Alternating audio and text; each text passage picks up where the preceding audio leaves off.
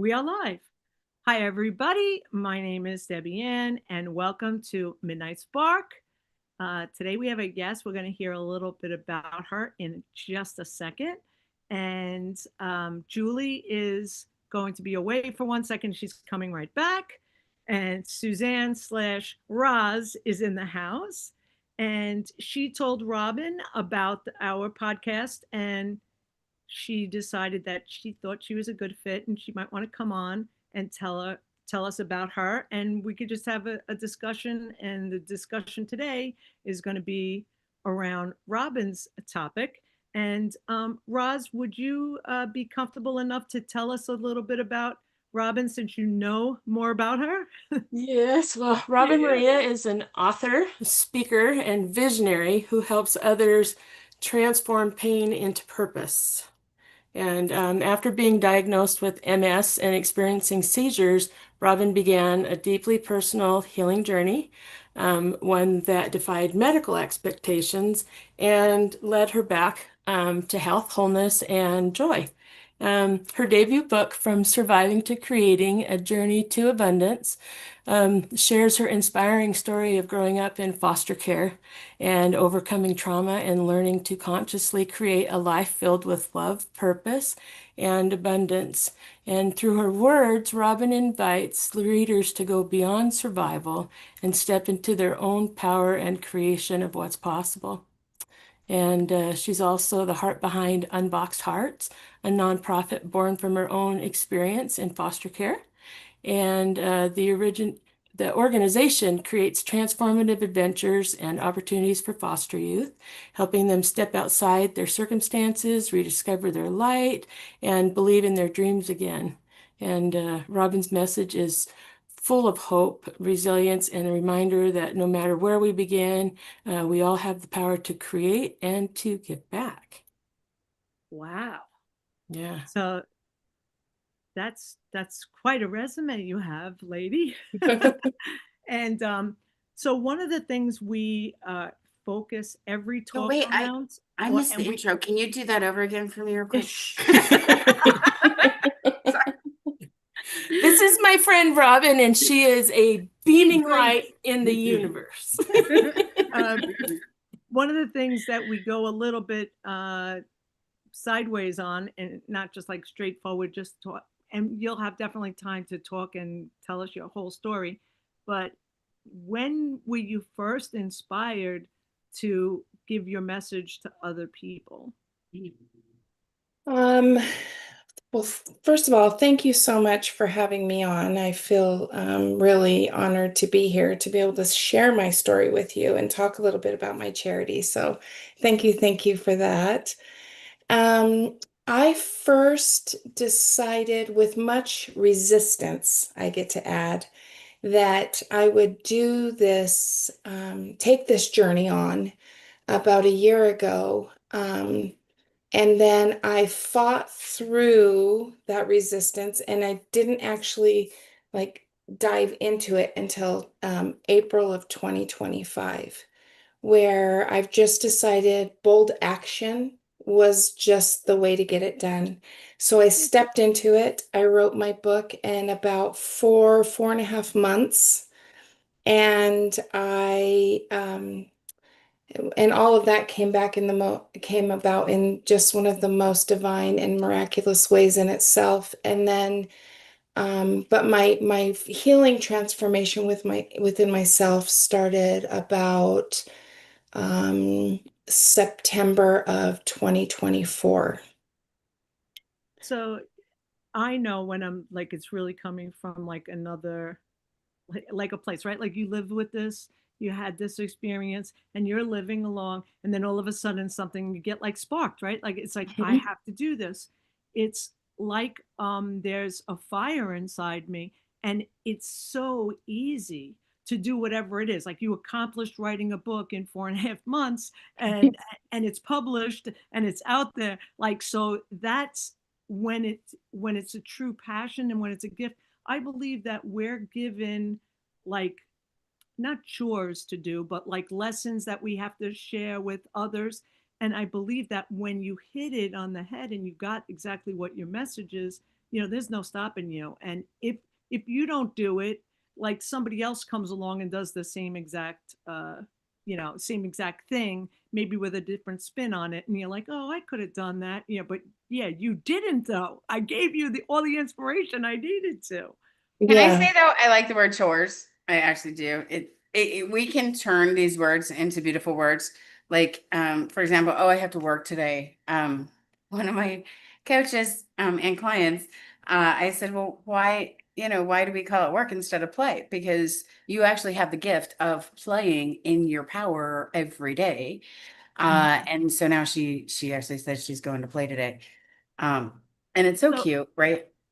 Robin doesn't know who we are. Oh, I'm so sorry. Hi, No, I Bobby. no, that's don't. like, well, we just like, we're only, this is our 22nd show, and really honored that you decided to spend your time here because we know time is precious.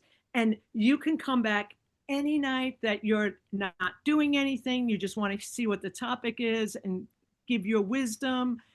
It's a place to give and to receive.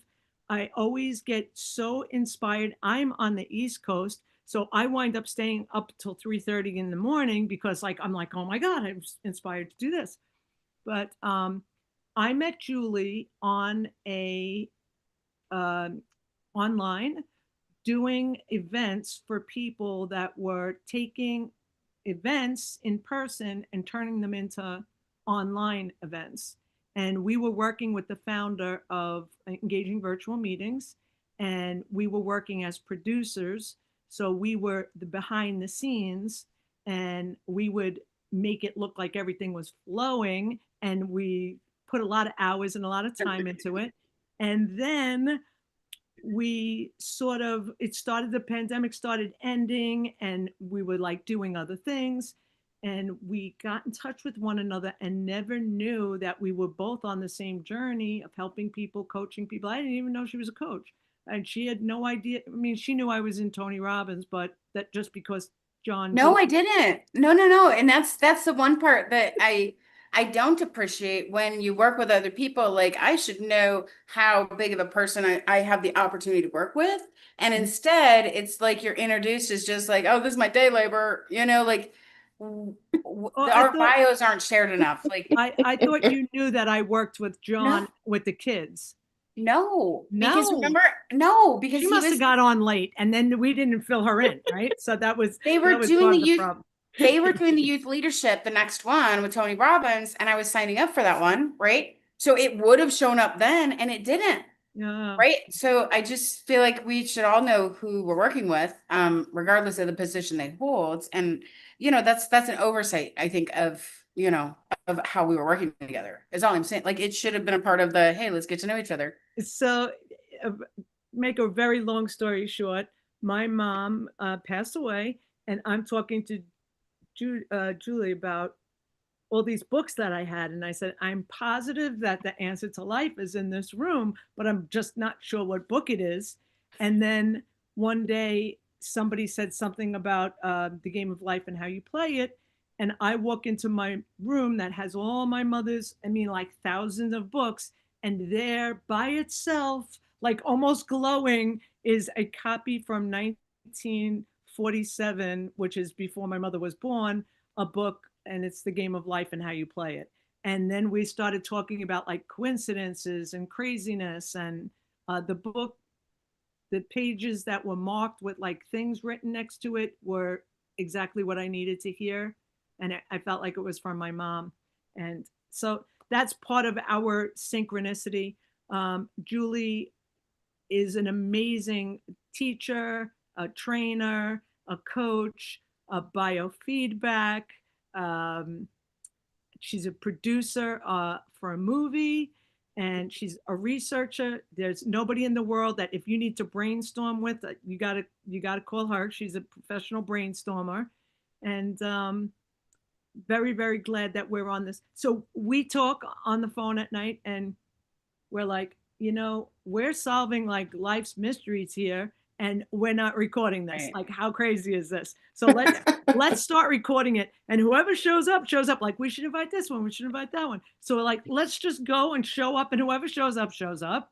And we've had a handful of guests and the other people that are rearranging their schedule, and it's been really I the coincidences for me and the energy that I'm getting from it is amazing, and the stuff that's happening is just amazing. So I Well, love the that so much. and maybe if you found this in your life too, it sounds, Robin, from your story, and Ross, I think we all have. When you actually follow the whispers, then there are more of them. Mhm. But then in showing the gratitude and kind of professing how that's happening, then you create more, not just for yourself, but those around you, right? Mhm.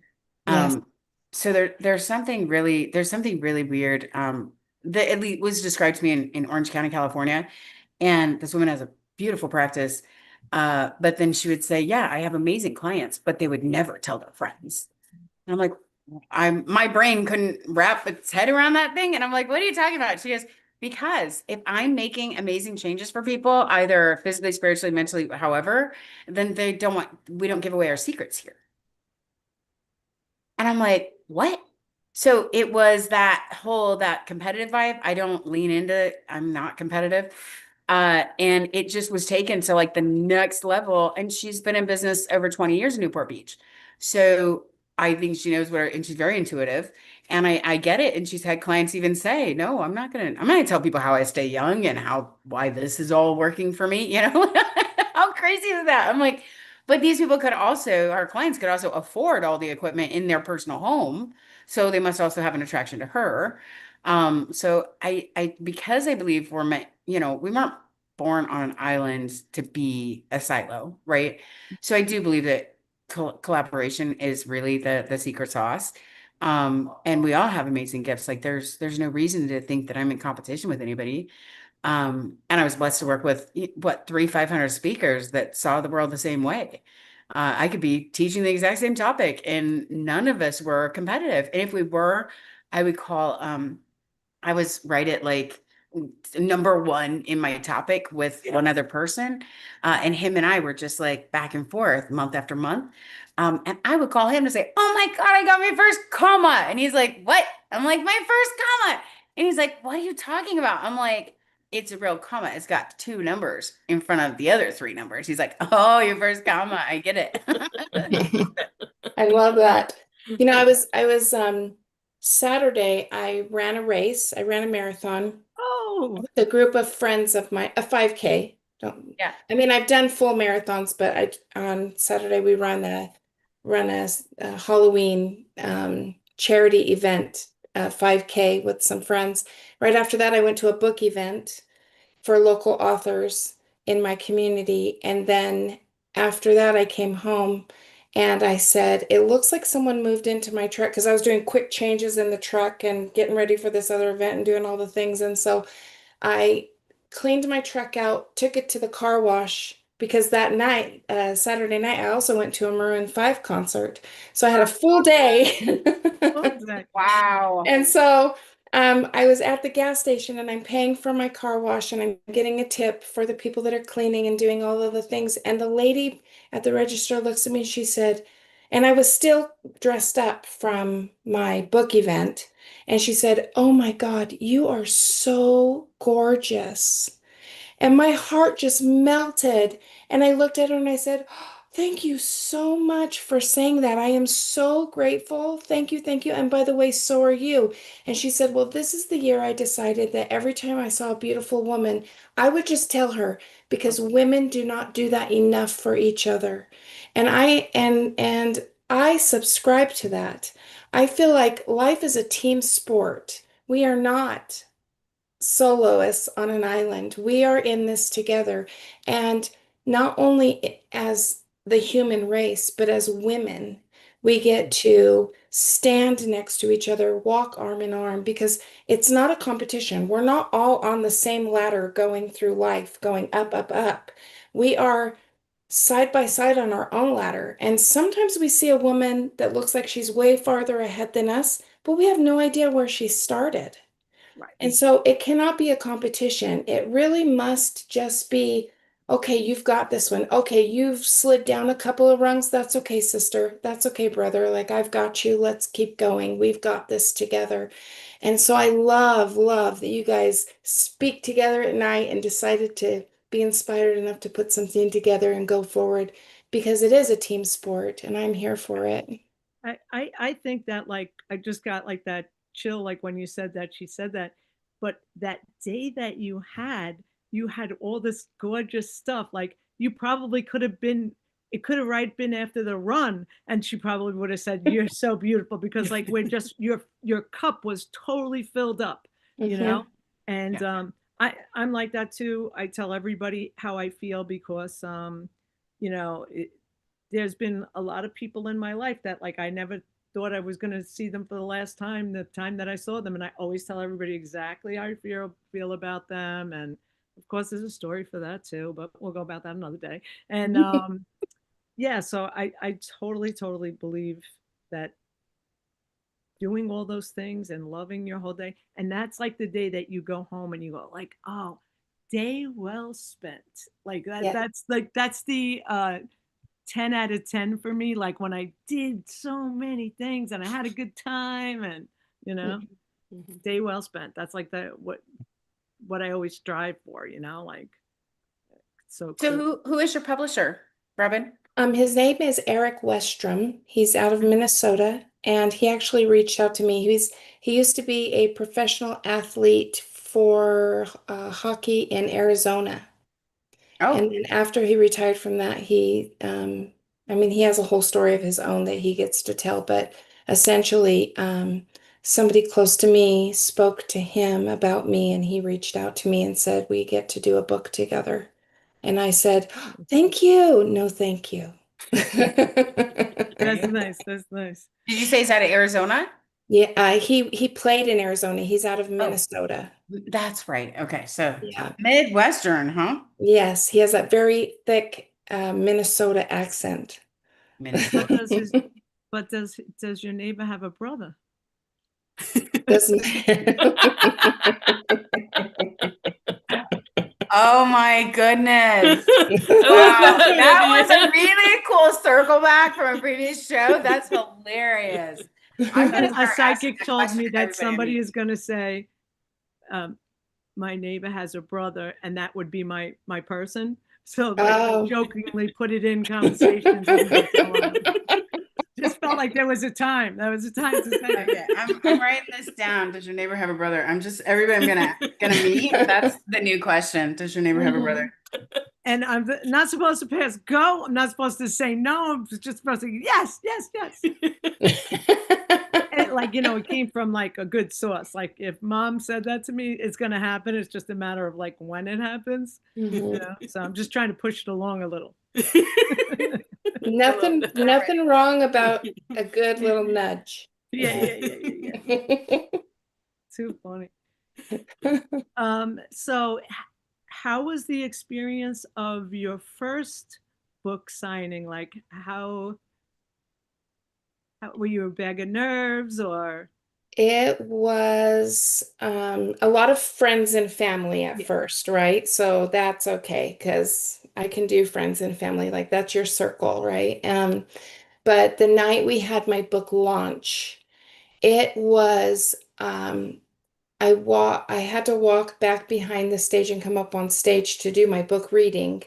And I was back there bent over saying, it's okay, you can throw up right here. Don't throw up on stage.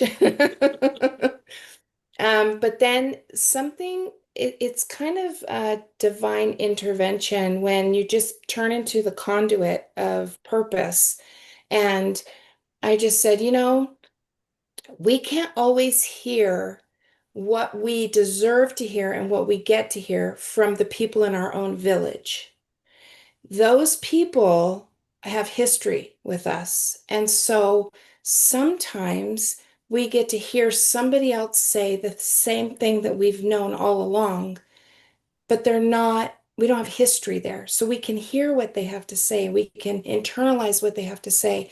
And so I just looked up and said, okay, I'm here for it. I will lean all the way in as long as you don't let me fall as I'm walking across the stage in these huge heels that the pretty committee put me in that I don't normally wear. Right. And so it was just about leaning in fully and trusting with everything I had that even one person that got to hear something from the message that I was going to relay, then all is well and everything is worth it. And so that it just went away. Yeah, we were talking the other night about how the message is like, whether it's Les Brown, it's Tony Robbins, it's Ed Blunt, it's this one, it's that one. The message is basically everybody trying to say almost the same thing, and they just in a digestible way. And like, so Tony Robbins might hit somebody, and then, Deepak Chopra might hit somebody else. And you're one of the other people. And, you know, every time before I go into an event, I work with young people, and I could have 25 kids on a team. I could have 100 people on a team. I could have, I could be doing Zumba with them in the beginning, and there's like 300 kids. And I always say, like, just get to a place. I get really centered. I go into my heart, and I'm like I just be like, use me, whatever you need me to do. Make sure that I'm in the right place at the right time. Make sure I have the tools for this job, like whatever it is. Um, Mhm. and it's funny because sometimes there'd be something that was so mundane, like somebody's windshield got broken. And I used to sell cars, and I know all about the insurance and everything. And I'm like, I got that. Like, you go do what you got to do. Like, you got to speak on stage. I got that. I'll fix that for you. And I wound up like being in a position to talk to somebody that really needed me to talk. Like, her windshield got fixed and everything else. I'm like, that windshield did not break for any other reason but for me to talk to that person, right? And you go like, okay, no harm, no foul, right? And you're like, okay. And I needed to find 3 people. I know 2 people that they asked me to, like, right. So I walk down a hall, the 2 people are there, and then there's a third person I don't know, and I'm like, you must be. And they're like, yeah, how did you know? I went, oh, because I was looking for 3 people. The other 2 are here already, So life is very interesting like that. Like, it gives you the the stage when you have the message, and it also gives you everything you need to deliver that message. And you might not think, like, there's been times when I was like, I didn't get through to anybody, and then like years later I hear like, oh wow, you really made, like, so you never know. I think one of the things that is true for me, and so therefore it must be true for others because I am not an island, right? Is that I don't often know how others see me. And so in that, the best that I get to do today is show up as my authentic self. Yeah. And in that authenticity, I lend a space for others to have vulnerability. And in that vulnerability is where healing and transformation get to occur. And so I cannot heal someone, I cannot lend into an experience for someone else, but I definitely can control how I show up and what I get to do. And so authentically, I choose yes, yes, yes. And then after that, it's okay. Now I've said yes, yes, yes. You're in charge of the rest. Yeah. And you said earlier, you were speaking to the ideology of coincidence, and I don't really subscribe to coincidence. I think everything is in divine order and everything has purpose. And we are all in alignment with exactly where we're supposed to be at this exact moment, in this exact space, in this portion and season of our life. And if it doesn't seem to be working for me, then there's something to learn here. So it what is, actually is working for me. what is your definition of coincidence? Um, Just like off the coincidence, top of your head. no, coincidence for me feels, um, it has lackluster because I feel like everything is for my purpose. So And if you look up the word coincidence in the mhm, dictionary, it's 2 points meeting. And I learned that from Dr. Wayne Dyer. And mhm, I used to think that way too, like, oh, coincidences. But when coincidence means it's a mathematic term that Mhm. they meet in the same place, that all makes sense to me. Oh yeah, Yes. It's not haphazard. It's not woo woo. It's not, it's two things that are meant to be. And you go, whoa, like that. Like the two people being there and the third person, like I just knew that was him because there's no coincidence. There's just the meeting. So we have discussed that word already. So that's why we're all in agreement, like coincidence, right? But right. we are not feeling that word the way you are. And Yeah. that's all part of communication, right? Like, Yeah.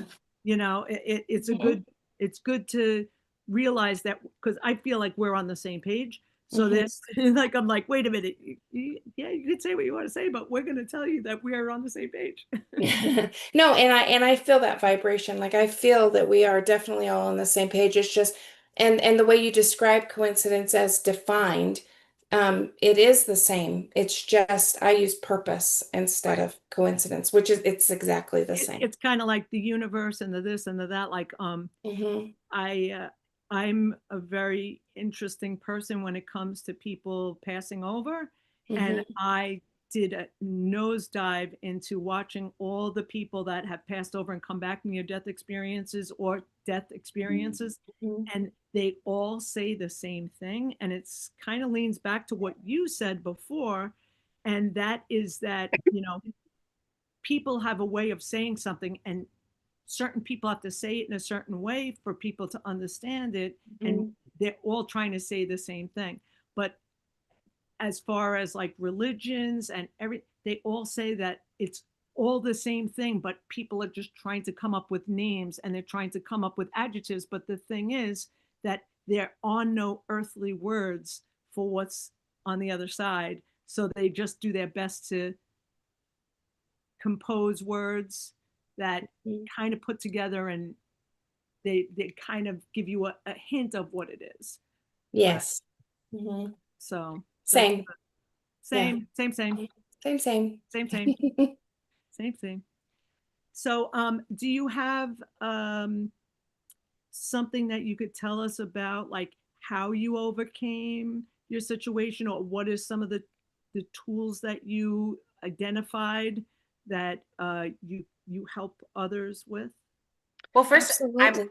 along with that, I'm curious, at what age were you diagnosed or what led to getting a diagnosis? I've had doctors ask me to go get a test. I'm like, no, thank you.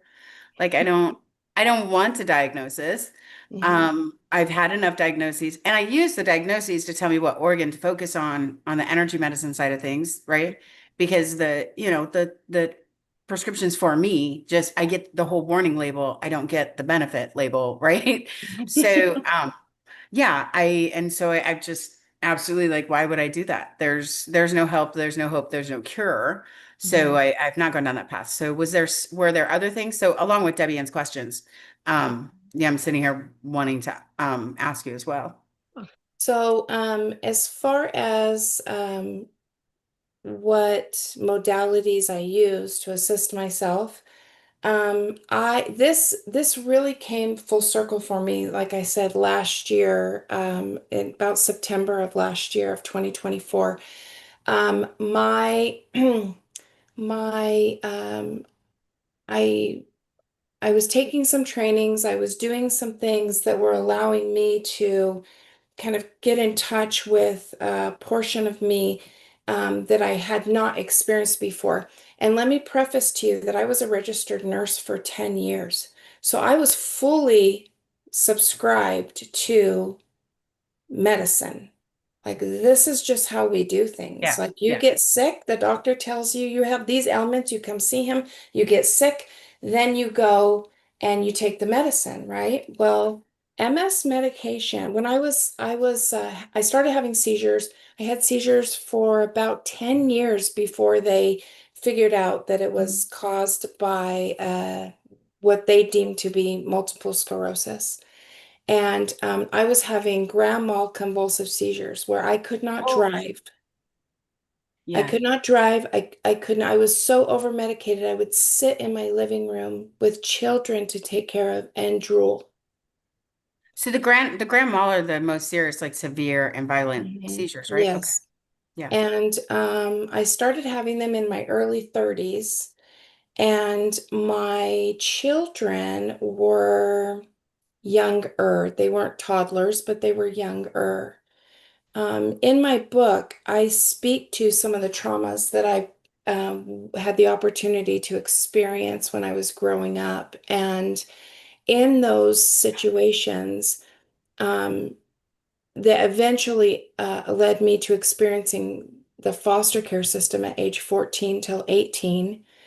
Um, 6 homes in 4 years, where every new normal was a different variance of my normal, unnormal home life, and having to adjust to that with the teenage hormones, Yeah. female teenage hormones, right?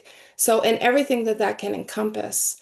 And instead of, and years and years and years, lifetime of therapy, traditional talk therapy, and other therapy modalities that therapists thought would assist me. 6 unsuccessful real suicide attempts, um, because I couldn't come to terms with why I could be on a planet to experience what I was experiencing. I was very, very trapped in the victimology of all of it. And why me? And I can't do this anymore. Well, last year I was in a training and someone asked me some really poignant questions that gave me pause that I had never considered before. And I was on the exit out of the ideology of religion. I was like, this doesn't serve me at all. This has done nothing for my well-being except for make me feel worse. And so I chose to just alienate myself from God, from spirituality, from because I didn't know that there was a difference. At 51 years old, I still didn't know that there was a difference because I had very much subscribed to um, the indoctrinations of all of that. And so I just thought, well, I'd rather have none because if I'm not living hell already, I don't see how it's getting worse than this. So I'd rather just have none. And this gentleman very poignantly asked me some questions that gave me pause. And in the moment of that pause, it was like a lightning bolt. I call it my Tetris moment. I don't know if you've ever seen that Tetris video game where everything you get to stack everything up accordingly. And it was like my Tetris moment of everything completely aligning within me and allowing me to go, oh my goodness, I've created this. Not only did I experience these things in my life, but I actually created the results of those experiences for myself. Now, when I say that, it gets taken two very distinct ways. One, how can a child ever create something like this for themselves? Or I feel that, I see that, I appreciate you sharing that. And so it's usually one end of this or the other of the spectrum. So I'll clarify in saying that I believe personally everything is created spiritually before it is created um, physically. Okay. And I personally believe that I've contracted with these other spiritual beings before I came here to have these experiences in this proving ground, so to speak, where I can learn, grow, develop, and mature. And where do I learn best? But in trial and tribulation. That's how I learn. I don't believe when I signed up for anything, I signed up to do it the easy way. I said, give me the stuff that's going to get me where I need to be. And so in that experience, I gained gratitude. I've gained the most tremendous amount of gratitude for every experience I have ever had in my life. And I say thank you. I say thank you to the perpetrators. I say thank you to the people that sat on the sidelines and allowed for those experiences to happen. Because through this journey and through these experiences, I kind of became a badass. And I appreciate that about myself. I appreciate that I am strong, I am confident, and I have a message that gets to be shared that I could not share if I had not experienced it. Have you been able to identify what that question was that brought it up for you? And does it work for other people? Well, one thing I know from that, because I get asked, what is the 5 steps? Like, I have MS too. Like, what are the 5 steps? I'll do them and then I'll be healed and free, right? Right. And and so I've really shied away from sharing this healing experience because I'm like, I don't have 5 steps. And so, but what has come into my awareness in the last actual couple weeks has been that it's not a 5 step program. It's an alignment of self. Yeah. Yeah. And the question that this gentleman asked me was, do you believe that Jesus Christ was a master? He didn't ask me if I believe Jesus Christ was a God, if he was a savior, if he was any of, he said, do you believe he was a master? And I paused and I thought, okay, yeah, because remember I said I was not okay with religion. And so I paused and I said, I can agree that he was a master. I can agree to that. I can agree that he had knowledge of some things that he was passing on to people that he was a master of. Yes. And so he said, do you believe what he taught? And I was kind of in my grungies when I was speaking to this man. Like, I wanted to prove, because to be a strong woman in my life and in my family, I've kind of bulldozed my way through things to show my feminine power. Like, I am a powerful woman, like, and I bulldozed my way through. So when he was speaking to me, I still kind of had that sense about myself. And I was like, well, what questions are you referring to? Because he said a lot of things, so you get to be clearer with me than that. And he said, Robin, he said, physician, heal thyself. And what I can do, you can do, plus more. Did he lie or is that true? And as soon as I took a deep breath in and I thought up, it was like Tetris happened through my body. He didn't do it. He didn't heal me. Yeah. But I had a connection to source that I had never experienced before. And in that, I didn't know at that moment that I was healed. I knew that something felt different. 2 weeks after that, I went to the doctor just for my routine workup to get my MRI, to get my blood work, all the stuff done. 2 weeks after that, I get a phone call from the doctor. We need you to come in and do the tests again. And I said, yeah, no, thank you. Like Julie said, yeah, no, I'm good. No, thanks. And he said, no, Robin, I'm not kidding. And I've seen this doctor for over 15 years. And he was like, and so I just talked to him very plainly, like with all my sassy attitude. And he said, well, there's a discrepancy in both of the tests. And I was like, hey, those are two different departments in your hospital. One is in lab work, one is in X-ray. How do you have a discrepancy in both of those tests? Something's not like copacetic here. So no, I'm not coming back in. And he talked and talked and talked. And I said, okay, look, just to make you be quiet, I'll talk to my husband and I'll see what he has to say. I talked to my husband, and my husband said, look, Robin, just go in and take the test. If they come back the same, then there you go. And if they don't, then at least you know. And I really felt like I didn't. So the first set of tests showed when you have MS, you get a marker in your blood that kind of tells you where everything's at. And then my MRI, most of the right side, I had had a stroke, a mini stroke a few years before too. So I had a spot on my brain from that. And then most of the right side of my brain was full of plaque, and my brain stem had quite a bit of plaque on it. And so they already were trying to figure out how I was still walking.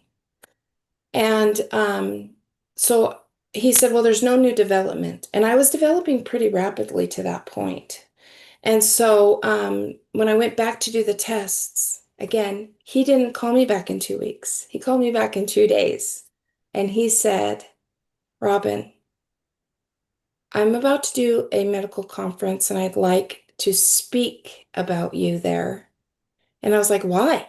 And he goes, because not only is there no new development on your MRI, we can't find the marker in your blood work, and your MRI doesn't look like you had anything ever wrong with you. There is no plaque.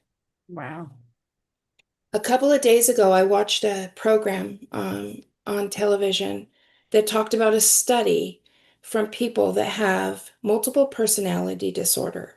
Now, whether you subscribe to this or not is irrelevant because there was a lady that had 50 different personalities. They did it on several people, and this is interestingly enough one of the diseases that so many people try to fake, which is very interesting to me. But so they did a study on people that were actually found to have this disease of multiple personality fractures. And there was one lady that had 50. She, in some personalities, she had high blood pressure. In other personalities, she didn't. In some personalities, she actually had cancer. And in Wow. other personalities, she didn't have cancer.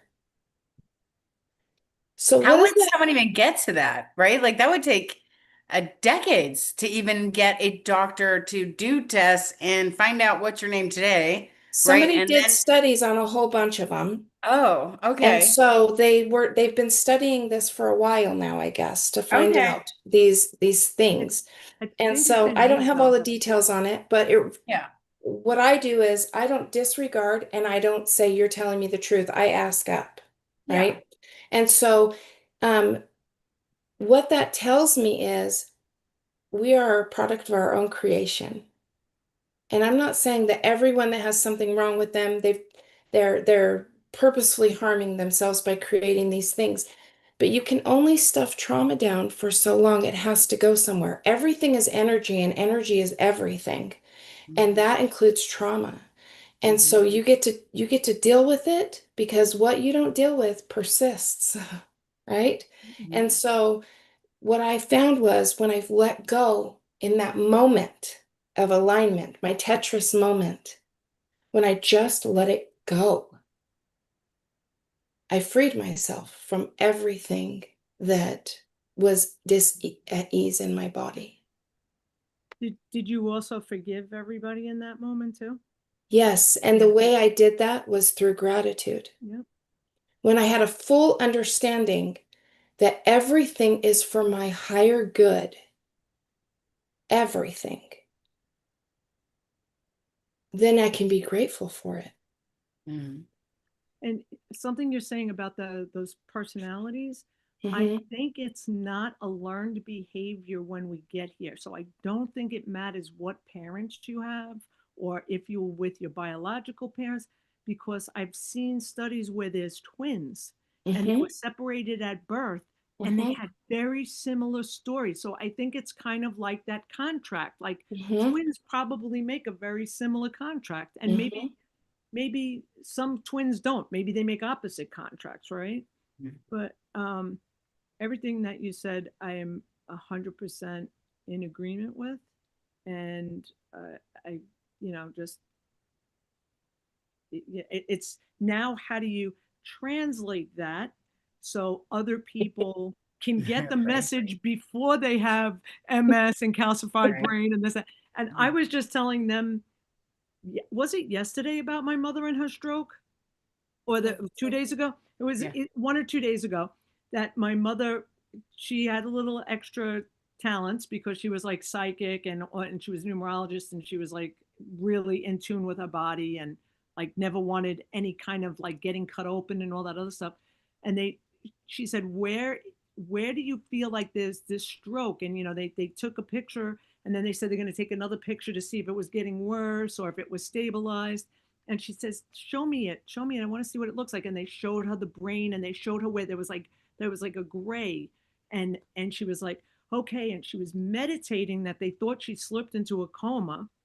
My mother could get a root canal done being in a meditation. Like you have to try to find a doctor that lets you do that, but my dentist let her do it.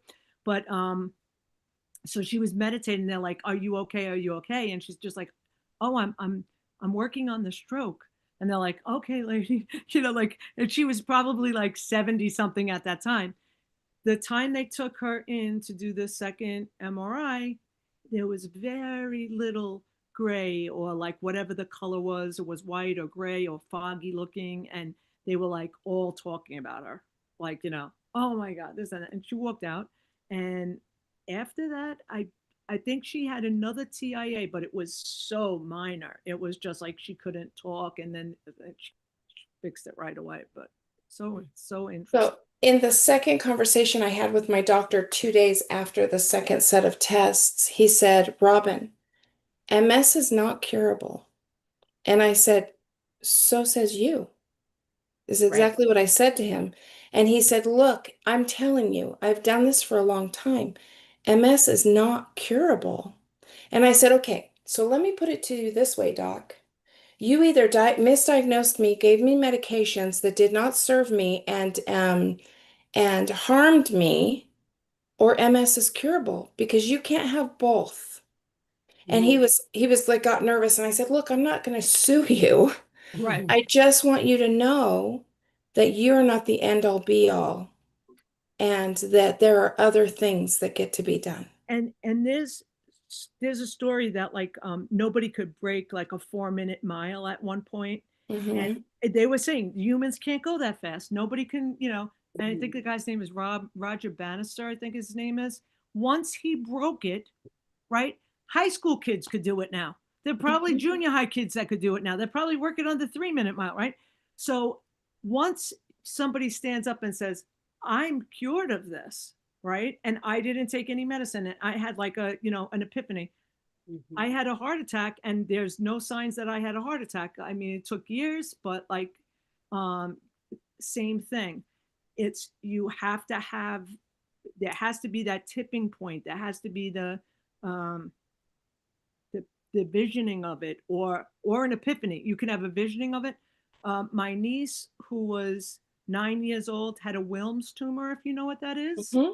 from, and she had a 5% chance of living. And we did all this neurolinguistic programming on her, and we did guided meditations where she had a crossing guard, tell the good cells to go back into the body, and the bad cells go to the port. And they were trying to see if they can get some stem cells from her to like clean up and reinsert. They first did it very, very low number. Then we did another NLP thing with her, and it was higher than a healthy kid. And she is 30 something years old now. She had to have her one kidney taken out, but she had a 5% chance of living. And she is like living large, totally fine. And you, everybody would say that there's no way this kid is alive. It is the power of that, that Hmm. whole getting everything done.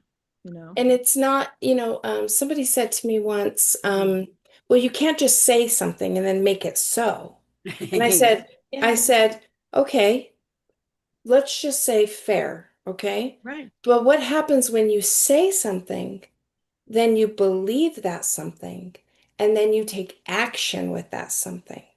Then Mhm. what do you create? And that is how you shift your story. Mhm. That is how you shift your story. And with neurolinguistic programming, you actually do that, and your Hmm. outcome is this. You don't give it Hmm. like a date, but you say, and I had said, this is with my heart, this is with my heart, this is with my heart. And like the last picture, I was like, it looked like I never even had a heart attack. And my doctor, Dr. Nisa Goldberg in New York, is like an acclaimed, she's the red dress committee lady, like she's Hmm. retired now. But she shook this paper like, 5 years into my going to her. And she's like, Debbie, oh my God. She's like, it doesn't even look like you had a heart attack. The same words, the same words. Is that a coincidence? Yes. It's meeting at the same point, right? Mhm. Is it haphazard? No. Did I work on it? Did I believe? And when you believe, you get inspired thoughts. So like, maybe you maybe you were in that very bad situation because you weren't taking the, and not anyway am I saying like you needed that pressure, but like a diamond needs pressure, pressure, pressure Mhm. to become a diamond, right? So you had all this pressure so that you could say no more, no Mhm. more, and I'm going to be this. And Mhm. so I get psychic messages. I don't like claim to be anything, but like they come. You're going to, from this point in your life on, and this I'm just saying this to you, it's like not, you're going to have a completely different kind of feminine energy about you. Mhm. It's not, you're not going to be that tough whatever, but you're going to move mountains. It's going to be like your husband doesn't have I've a come shot to in have hell. I've come to have an understanding that the most powerful energy is divine feminine energy. Absolutely. And I have fully embraced that. And Suzanne has been with me on several occasions where she can attest to what my energy is like now comparatively to Good. what it I mean, but was. we all have to hone our, like that same thing, like with the rock and and the diamond. You don't just wake up and have divine feminine energy, right? Like you have to develop into that.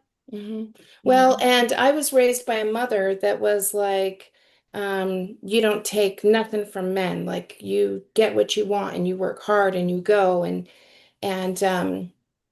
I've I've decided I want to do something normally and I just do it. I don't think about consequences because the worst stages of fear in my life have already happened. And so Right. I don't have anything to fear. And so I just step into the power of all that is. And I just did that in a very aggressive way before, where now I get to step into it with love and compassion and intention. And and I believe everyone has feminine energy and masculine energy. Absolutely. And in those two energies, there's a balance for sure. But I have lived so far into the masculine energy that coming into the feminine energy has been an interesting portion of my journey. But it's so much more peaceful. yeah, you're not living your truth when you have like a mask on of a Hmm. masculine energy. I definitely enjoyed living in the masculine energy. I own my own business and I'm this and I'm that. I'm independent. I like, and I used to just think, well, I'll just get a more masculine guy than me. That'll just work. No, that doesn't work. It doesn't work. You attract you attract that bad masculine, you attract that Hmm. macho man, and just like the opposite with a woman that's like a dark feminine is gonna not they're gonna attract like a soft man that they don't respect, and like it's so everything is balancing and getting into, and when you are in the state and however you get there, we all have moments where we're in the right place, but they're fleeting sometimes because other things are pulling and pushing us. Hmm. um I always I think used to, it's, but I do think it's when we're not being present, right? Hmm. So when you're not being present in the moment and the inspirations that are all around you, there are just times that we're just tunnel vision, right? We can't see, feel, or experience those things. Um, and then unfortunately, our circle of influence comes into play. And if you live in comparative mode, right, that tends to get in the way. For as long as you're comparing what is happening with around you, other people, or da da da, that leads to that whole competition where you're what is there to compare besides how can we be of service, right? That's the only thing I would compare. See, tell me if you can finish this. What others think about me is just, do you know the end of this quote? What others think of me, say it again. What others think about me Hmm. do you is know their the end of problem. this? I don't know if I do. None of my damn business. Oh yeah, no, I do know that. That's Right? a model I live by. So Exactly. What I say is, what others think, say, and do is none of Yeah. my damn business. That has So I want nothing to, to do with me. and I want to take that further to when you're given a diagnosis.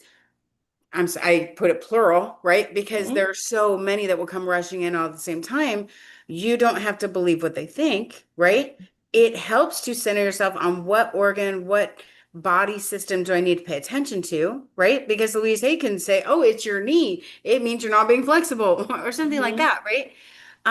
But yeah, I had the same struggle. And it was so distracting to have people tell me in every doctor's appointment what my experience is, why I'm having them, and there's no cure, right? Mhm. So interstitial cystitis just means you have no lining in your bladder and you can never have it back.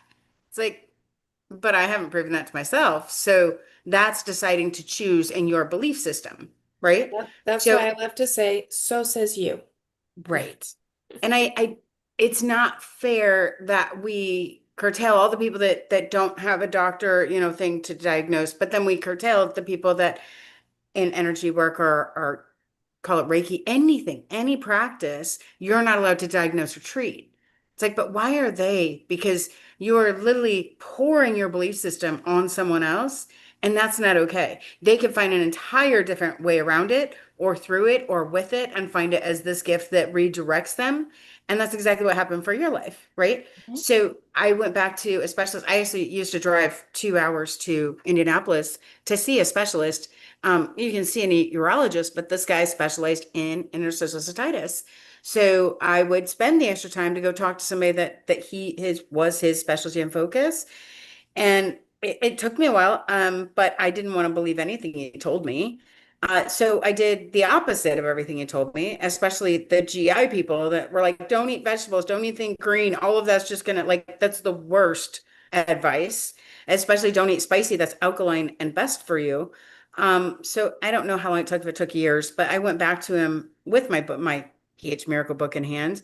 And I'm like, well, I don't know if there's not much of a test for it. Kind of like I want to say MS is similar in that they just have a test that leads to the assumption that it must be this, right? Mhm. It's not a black and white result. Yes. Uh, and he said in my 40 years, and he was, near the ending of his practice, he said, I have not one patient that did what you did and looked for their own answers and found some absolutely true solutions because once you're diagnosed with this like MS, it just gets worse, right? And I'm like, that just doesn't fit my life. Like when I first heard it, yes, I was in excruciating pain, but I also knew that that's not what I came here to do. Like that just it doesn't fit my lifestyle. And it sounds so dumb, but that's where my brain went. And even when I got into support groups, I don't know if I had it for years before I met someone with it, in his waiting room. And there was this relief that like it does exist, right? I had no proof it existed until I met another patient. And then when I did talk to patients, they said, yeah, well, I just wanted to talk to you because, it just gets worse from here. And there's really no treatment. There's nothing you can do. It just gets worse from here. And I'm like, I love you. It was actually a support group. And I'm like, I love you. And I'm sorry that's your journey, but I couldn't say it out loud. It's not going to be mine. And it was that resolve and that thing that was telling me inside, right? That I know we are all innate healers. We are all healers for ourselves and others. Once we realize that, then it's available to us. But for as long as other people are telling us that we have to go hire someone to do it, then it's not fair. And that's what hurts my heart is that we all are capable and we were born with it. And it's just a matter of if you want to lean in. And I have so many energy workers that also spent a career in as a nurse, and as you did. And it's so neat to see someone have both sides, right? And not just one, straight, narrow way of I don't mean narrow, but just one way to get something done. There are a billion ways to get something done. Mhm. And why aren't we open to it? So and well, because my this happened so many years ago. That's when the doctors were also saying, oh, no, no, no, supplements, those are bad, bad, bad, bad. You must be on all these subscriptions or prescriptions. So it was only pharmacology and nothing else. And every time I would mention, and I loved my doctors, they were very, very, very talented. But because of how the media spin was happening, they're trying to say, no, we just really, you can't just take supplements without talking to us. And it's like, when did you get your PhD in supplements? Like, tell me, how much research have you done? Because I have nothing but time on my hands to do research when I'm not in screaming pain, right? Yeah. So yeah, I'm so sorry. I didn't mean to get us on a soapbox, but I No, just, absolutely agree with you 100%. And the fact that you use the word subscription is not inaccurate either, because you definitely subscribe you to this do. way ideology and way of thinking and to Yeah. all the medications that they want to prescribe to you. And I also am a Reiki master, and Yeah. it is it is very much a space of freedom to Yeah. be there, Yeah. opposed to I have a great deal of respect and admiration for our first responders and our Yeah. medical people, Me and too. the dedication that they have. I've worked and walked beside some amazing doctors, nurses, and Yeah. everything in between. And I am the first one to back up a nurse because she works harder than anybody else. Yeah. Harder than But anybody in the hospital. that is not that is not my story We anymore. don't have to play sides either, though. That's No, what I'm you trying to don't. say. And You I can be love on your both uniform. sides. Yeah. Right. Um, may I ask you one Yeah. other question? Um, Yeah, you do daily gratitude, I'm assuming? Yeah, yeah. absolutely. I Do you have have a affirmations that I practice? do morning and night. Yeah, that's I what I was going to have, ask you, if you could just give an explanation of your daily gratitude. so for me, it's I have a toolbox of tools that I subscribe to. And the way I look at life is very much like this. Everything is a program, okay? Religion is a program, the medical field is a program, spirituality is a program. Mhm. Everything we're here doing here is a program. What program works better for you? Mhm. I have a toolbox full of tools that are beautiful and wonderful, and they not each one of them serves me every day. Right. Right. But what does serve me is when I can align with myself. I get rid of the energy that doesn't serve me every day, sometimes multiple times a day. And I send that energy that doesn't serve me to the light with love. Mhm. And I say, go to the light, because I choose to show up in love and gratitude in all things, Mhm. no matter how someone else's energy shows up. And so when an energy comes into my space, I'll say, go to the light. Be free of what you're choosing into right now. And I use that one every day, multiple times a day. And there's a lot that goes with it. And I ask that that energy be removed from my home, from my vehicles, from my job sites, from my friends, my loved ones, my animals, because all things in my sphere, I want to have that freedom. I breathe my higher self in, and I ask her to walk beside me. I have guides that walk with me, and I call on their assistance regularly. um, I also acknowledge that this is a team sport, and I ask up to whoever your divine creator is, your universe, whatever God, whoever, whatever you want to say. I promise you that divine person does not care what you call them. And Oh, so yeah. you tap into that, whatever that means for you, and you say, okay, I am here. Make me the conduit. Allow me to be in the space where I can serve to my fullest, and bring the tools that I have in my toolbox that serve that moment right now into my awareness, so that I can be the most present and the most available for that. And just by allowing myself, one of the things that I do is I will rub my hands and I make an energy bubble for Mhm. myself, because we are energy. And so I will create energy, tangible energy in my space. Everything I love and hold dear, I put in that. Yeah. During election season, I put all them guys in there. Yeah. And I ask, in my belief system, Michael the archangel is the angel of protection. And so I ask him, and I have a mantra that I say for that. And I put him on all sides of that bubble. And I say, send this bubble to the people that deserve to have it. Give them the positive energy, give them the healing and love that they deserve. And then I use a lot of my Reiki modalities daily on myself and on others. And so I am actively engaged. There, in my opinion, there are two things that happen in life that can happen in life. One, you approach life with purpose and purpose and intention comes back. It's a give and a take. When you drop a pebble into a pond, the ripples go out, but the part you don't see is the ripples coming back to you underneath the surface, and usually with greater force and energy. And so whatever I'm putting out is what I'm getting back. And I just keep that in my sphere at all times. Okay, I'm in kind of a crappy mood right now. That's what I'm putting out. And am I surprised that everyone's meeting me in the same fashion? Right. No. So instead of using a beat up stick and beating the crap out of myself, I look at the situation and say, okay, this is how I'm choosing to show up. It's not working for me. I don't like it. What do I get to shift about myself so that that gets to show up differently for me? Um, I would like to put her book up. Julie, I have it, but I am not. It's in our It's in the email. chat. Maybe I could. Yeah. Can Maybe I you could pop put it in the chat? I'll share screen. Is that what you asked me to do? Yeah. Oh, hold See. on. Oh, I see. Oh, I'm like, wait, I got a whiteboard. We get to play with the whiteboard. Sorry. Okay, let me do that. And then I can share screen.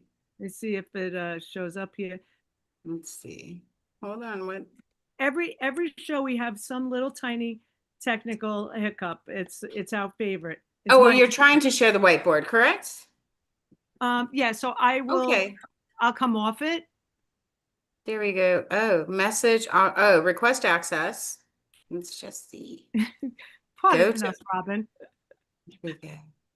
Oh, it says request Technology access. is our friend sometimes. It's always our friends. It's just making you stay here longer. That's all. That's okay. While you're looking for that, I want to just talk a little bit about unboxed hearts. Can I Yes, do please that? do. Okay. Please do. So when I was in foster care, I had an experience. I part of growing up, I lived in campgrounds and we were homeless. My parents were addicts, and so we got an opportunity to live in campgrounds. Well, campgrounds are not that much fun when it's a way to live, when you have to haul water to take baths or to cook or to eat. And the kids got to do that. And I was the oldest, starting at about 6 years old, hauling water and learning to cook. I could make a fire before I knew how to spell my name. Um, and at 14, when I went into foster care at 16, I was in a home where my foster parents needed a break, so they sent me on a rafting trip with the foster care organization down the Green River in Utah. And it was a 3 night, 4 day rafting trip. And I did not want to go because my experience of the outdoors was awful. And so I got to go. And on that trip, my paternal um, grandfather, no, I don't know the difference sometimes. My maternal grandfather um, he lived in Utah growing up on a farm, and Sundance and Butch Cassidy would come through the farm and hide out while after they did bank robberies and stuff. And one of the times when they came through, they gave my grandfather some coins that he had when he was a kid.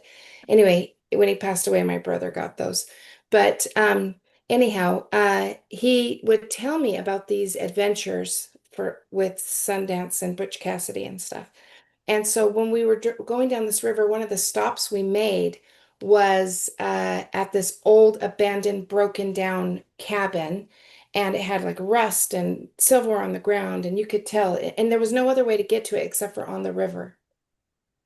And the guide started telling us about that it was one of their hideouts. And immediately I was transmuted back to sitting on my grandfather's lap and him telling me these stories from when he was a child. Huh? And I felt so much peace and love. because that was one of the few times in my life where I really felt loved. And in that moment, I decided that I loved the outdoors, and it changed. It was a huge shifting point Right. for me. So what Unboxed Hearts is the opportunity to give these children that same experience, to take them for a day, for a weekend, for a week out of their circumstance and let them be kids. Let them experience the outdoors. Let them know what it's like to go to an amusement park. Let them know what it's like to have a birthday party. Let them know what it is like to just be happy for a moment that has nothing to do with the circumstance that got them in where they're at in that moment in foster care. That's And great. it's such a passion for my heart. It's very much a passion project for me to be able to say, let's just go be kids. And I'm going to be one right along with you. Mhm. And so we're just starting this charity. It's up and running. It's unboxedhearts.org. And with the shutdown of the government, we haven't received our approval yet, but I don't anticipate that we won't. I know that we will. So the website right now allows people to leave their information if they want to donate, and we'll get back in touch with them after we have our official approval. So that's the next big Oh, adventure. oh, hold on though. I went to unboxedhearts.org, so I must have gotten something wrong. Is there another way? Is that their name or did No, I? so no. So I just before I got on with you, I contacted my IT person and I said, "Hey, I'm going to be talking about this. Are they going to be able to get in?" And he said, "First thing in the morning." And so Okay. Oh, by the time this is available for people to see, because it's going on YouTube after, correct? Yeah. It'll Yeah, be. so by the time yeah. people are able to see this and it's on YouTube, so today is the 27th of October, 2025 still. By the 28th of Yeah. October, that will be available. Okay. Two things. Right now, it acts like the domain is still available for purchase. You want to make sure that you've purchased it. I have, and so I Okay. will check on that. Thank you. Okay. Just double check. And then what you Julie, can could do, you share now? I gave everybody access. Maybe you can do it now. I'll look. I also want to let you know what a fiscal, I just get the same message, Debbie, on that I hit request access and nothing changes. So Hmm. it won't, you know what I mean? I can hold the book up. Yeah, just on Yeah. put it in front of you so that Okay, So yeah. let me grab it really quick. Okay. yeah, it just, all I have is a request access button. It will not go So to a silly. whiteboard. And last night it was working beautifully. Well, like we all hit whiteboard We and it was all great. but yeah. Um But maybe I want to let Robin know there is a oops in front of your person. There we go. So there if you it's in your go. shirt, then it won't get lost Yeah. from beautiful. Yeah, butterflies. Oh, Now it's higher. again Sorry. higher. So we can, there we There go. you Now we can go. see it. Oh, Oops, it it just, There we disappeared. go. Right? You no, got to hit it right just It's a there. right. magic trick. Yeah, keep it next to you and then we can see it. If it's here, high, right? Yeah. Then there you go. Perfect. Okay, there we go. Ah, That's there you go. that's just what green screen does to you, Yeah. Okay, right? there we Okay, go. good job. That's it It's right there. beautiful. I've always been drawn to butterflies. I'll put a link in Um, the bio. So a fiscal sponsor will allow you to actually take donations today. You're just doing it through a second party that is an organization, this is a nonprofit that can hopefully just charge you minimal for the administrative fee. And Okay. because, the nonprofits, they could take 6 months to 5 years, whatever it is, to get them finalized. So when you find a fiscal sponsor that is also, working with kids or some similar, doesn't have to be Hmm. similar in your mission, just similar in that, oh, we have this unity in kids. Hmm. And then they can charge minimal admin fees, and so you don't have to wait, right? Okay, well, I will Yeah. check into that. I appreciate that Yeah, information. absolutely. Okay, I'm going to try one more time because I have this on my screen now.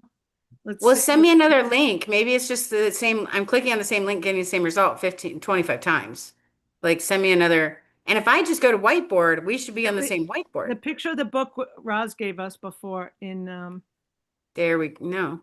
in I get a our new whiteboard or yesterday's whiteboard. Hold on. How do you want to open the whiteboard? Collaborating. Open. So I have waiting for followers. It's just a big, I see your board. okay. I see your cursor. Julie Rocks is floating around. I see that too. So did you want me to put the book up here? Is that why I'm trying to figure out why we're even doing the whiteboard. It's in the chat we were having. So if you close that, I got it now. So Oh, okay. yeah, stop sharing. There you go. Sorry. That's okay. Look at that. Debbie did it. Ah, Yay!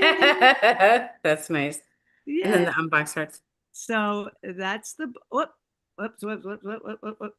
Oh my There you goodness. Oh my goodness. Debbie. Are naked photos coming next? What else are we gonna see? Oh, this is yesterday. Yeah, you gotta go You're down. scrolling the wrong way. There we go. Very nice. There we go. Oh, share your iPhone screen. That makes more sense, right? That would have been a good idea. Well, And we're then- well past the top of the hour, so I do want to try and keep it under 2 Yes. hours. Unbox hearts. There we go. Beautiful. Awesome. Okay, I will stop sharing. At least it's on there so somebody could stop the screen. It's been Thank an you. absolute pleasure to meet you. Thank you so much. You're welcome to come back and talk about anything, whatever's on your mind. Share your energy. It was beautiful energy and so many more things. Roz, you said nothing tonight. Do you want to have like the last word? Tell us. Oh, I thought I said a lot. Oh, I got to introduce my wonderful friend Robin. Yes. So yeah, but no, I love that everybody's in alignment. It's really nice to sit there and spend the time together, and you know it's great that even energy can come through screens like this. So we don't literally have to be touching each other to touch each other. So So bless us out, good. Roz. How about you? That was beautiful. Why don't you bless us out and tell everybody the magical day they're going to have tomorrow? Oh, we are. We're going to have an absolutely amazing day tomorrow, and it's written, and so it is. So it is. So it is. So it is. Thank you, ladies. Love to everybody. You guys have a very super awesome night, and this will be up in just a little moment, and then I'll tweak the description, and hopefully you'll get a lot more. We'll start rolling along. Yeah. Hope to see you again soon, Robin. Thank you so much. Thank you, ladies. Thank you, Have a Robin. beautiful evening and a good night's sleep. Yeah, you too. Bye. Good night. Bye. Well, that was a surprising, interesting, amazing woman that we had on. And she's the first actual author that wasn't, that came on to tell us about her book. And I think we were in alignment. I think that there was lots of interesting conversations there, and the energy felt really good. And I really enjoyed having her. I'm going to read her book. I will buy her book and we'll put it on the bookshelf in the Be ReInspired. So you can go there, and I'll probably put a transcript of some of the stuff that she said. And I hope to do that as soon as I possibly can, where it's working for us. I love everybody. Have a good night. If you want to be on the show, you can just pop in, or if you want to be more formal about it, you can give us a little information beforehand. So I hope you enjoyed the show, and you guys have a very beautiful evening, and we will see you tomorrow.